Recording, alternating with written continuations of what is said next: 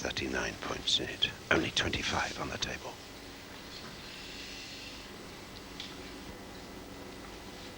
Very good picture there of the bridge hand, making use of the cushion rail.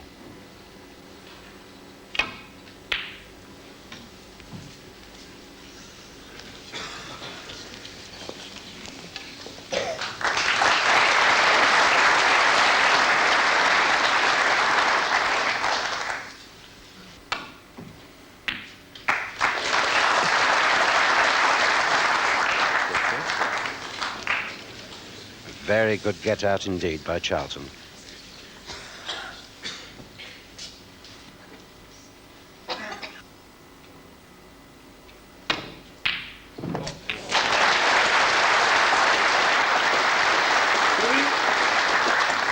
And what can you do against the potting of a player like that?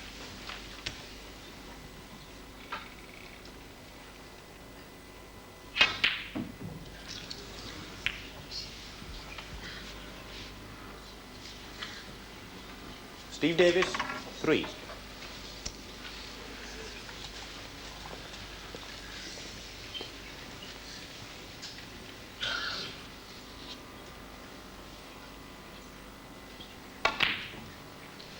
It could be in the bottom. It is. Just like a mouse running into its hole, the brown disappears into the bottom pocket.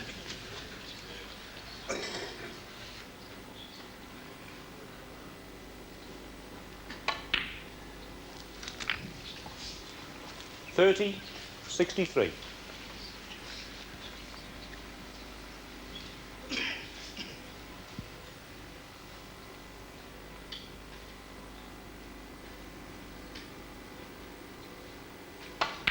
No.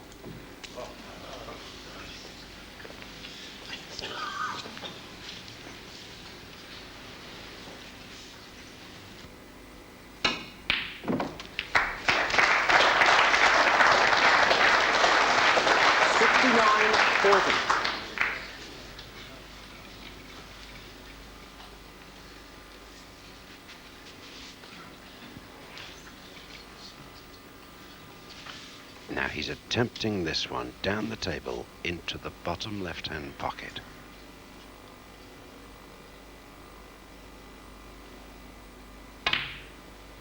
And he's there.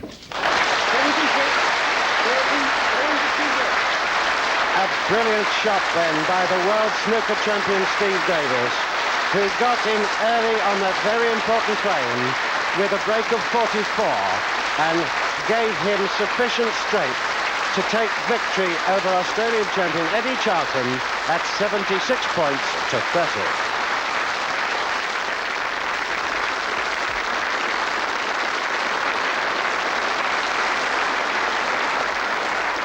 And so with that win, Steve Davis goes to the top of the group with 227 points, Eddie Charlton in second place with 224, and Ray Reardon in third place with 195. Dennis Taylor at the foot with 76. Well, that really was a super frame of snooker, wasn't it? Bad luck on Ray Reardon, but really that was a great snooker frame to watch. Well, next week we have our first semi-finals, the best of 2 frames, and the winner of Group 1, who's Doug Mountjoy, will meet the runner-up in Group 2, that's Eddie Charlton. Hope you'll join us then. Goodbye.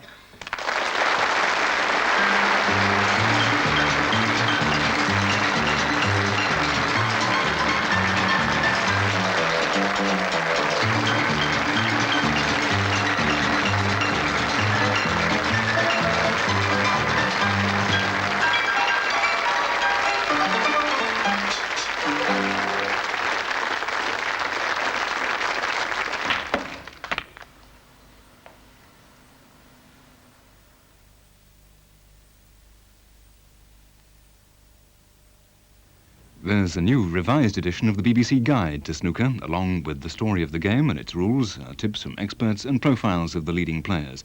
It's also called Pot Black and is available from bookshops. On BBC One in a moment, Play for Today brings a sudden wrench for a housewife who feels she's not getting all she could out of life. And on 2 in a moment, One Man and His Dog.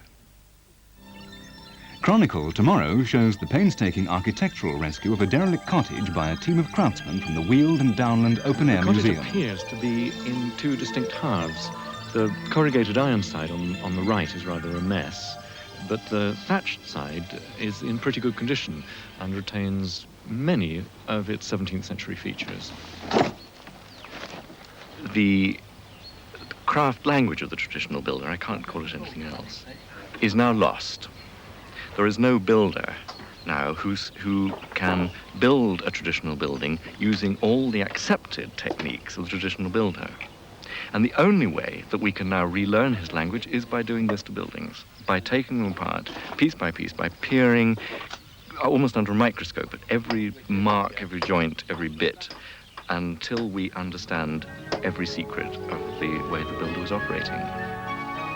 The dismantling and re-erection of the cottage in Chronicle tomorrow at 8:10 here on 2.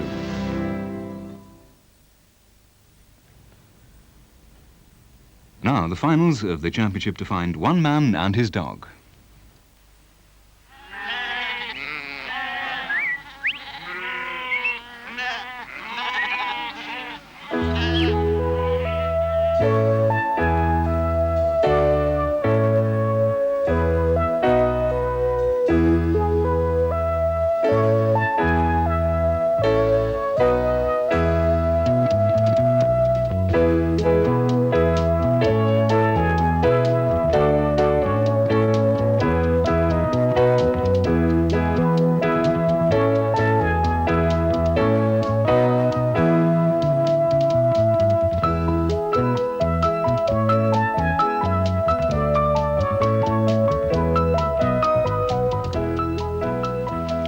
Welcome to another television sheepdog trials. This time it's the climax and we've come to see the finals run. You know, watching the series so far, it's been easy to understand why shepherds who live so much alone in solitary places get in complete mental harmony with their dogs. But it happens to ordinary dogs too. My old bitch at home, for instance, she knows which side I've tumbled out of bed long before I get to the bottom of the stairs.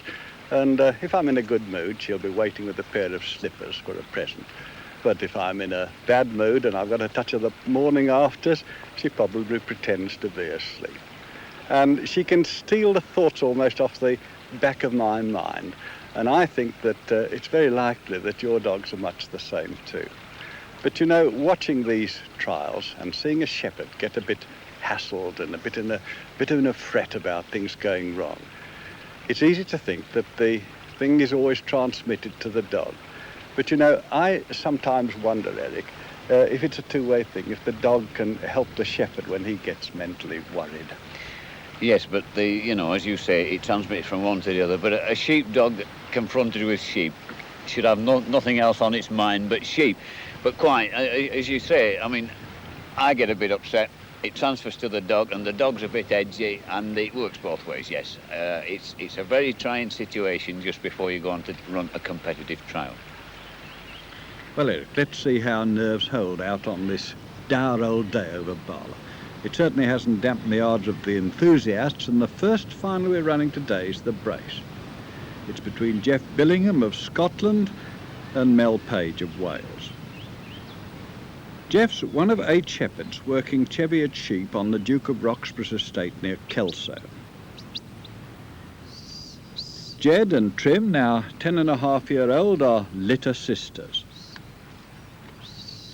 Mel Page from Breakfast been in competition for 20 years and represented his country 7 times. In today's final, he's running Nell and Fly, a strong partnership that have won the Welsh National Brace Championship in 1980. Yes, indeed, Phil. It's a strong partnership, a bundle of experience. And don't forget, they're up against Jeff and his 2 collies, and they won the 1980 Scottish Brace Championship. So I think it's going to be a very high-class final.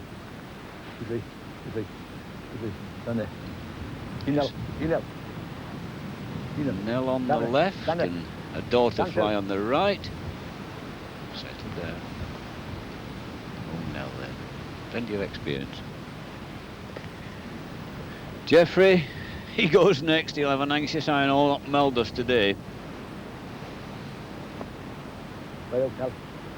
Nell goes on the left. And Fly away on the right. sound pair of collies. Already proved themselves. Mel experienced himself, quite confident. Nell goes up on the left, taking it in a stride. Flying trouble. Overrun, having to push it back. She must lose a point. Points deducted for faults.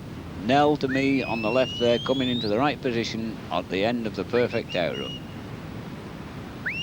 20 out of 20 for Nell, 19 out of 20 for Fly. Just one dropped, and now they're in a nice position to move on to the Sheep, and this is the point of contact, and they've just dropped 1 point. 19 out of 20 scored on the left, but they're moving lovely. Nice, quiet pacing. Nell there, Fly on the right, both dogs going together.